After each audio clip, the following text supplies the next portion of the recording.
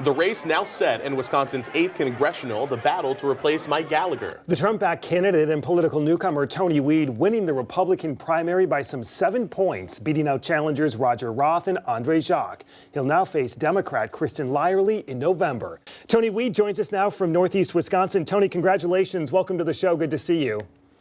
Well, thank you, Matt. It's a pleasure to be here. You know, the vote this Tuesday was a huge win for the America First movement.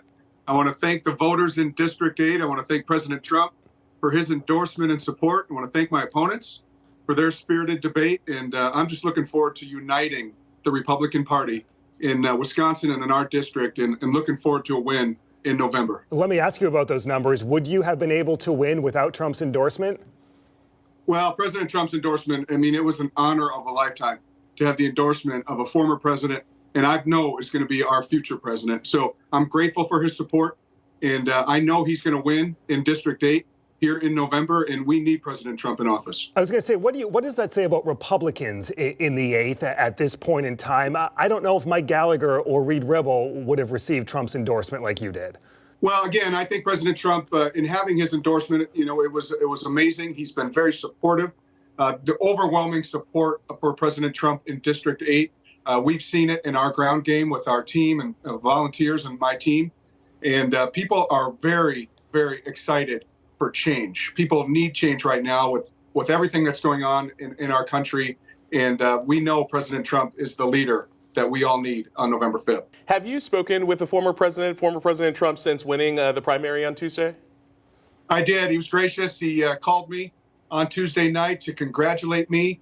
And he was very confident in his decision to endorse me. And he knows that I'll be an ally for him, that I am all in. He was very gracious. It was an incredible call, and I'm very thankful for him.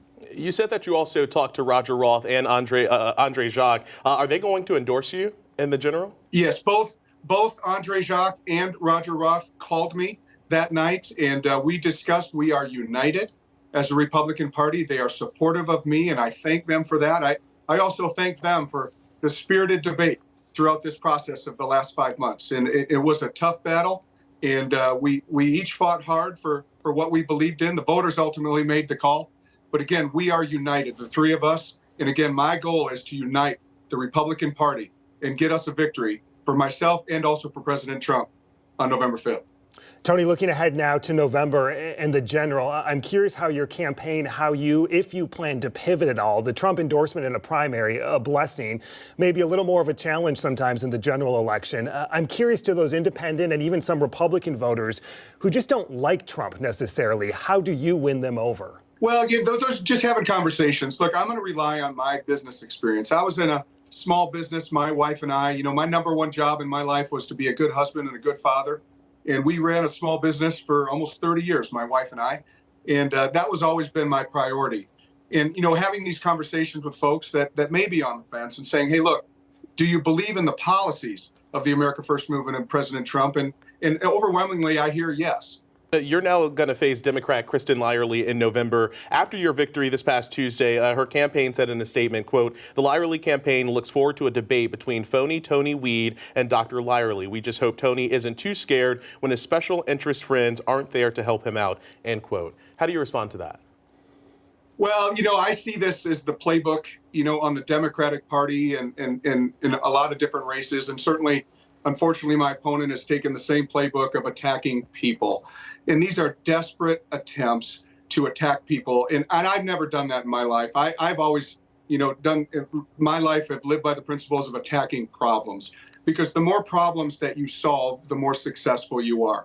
So that's not my game. They can continue to do that, but we're going to continue to focus on the problems that we have right now, talking to voters, explaining what we're going to do to solve the problems right here in District 8 and in the country.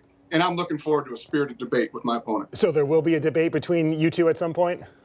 Oh, I'd absolutely be open to it. Look, that's the process. And I think people need to understand who I am and who we are and make that decision on what is best for this country right now. Fresh off his win, the Republican in the 8th Congressional, Tony Weed, thank you so much for your time. We appreciate it.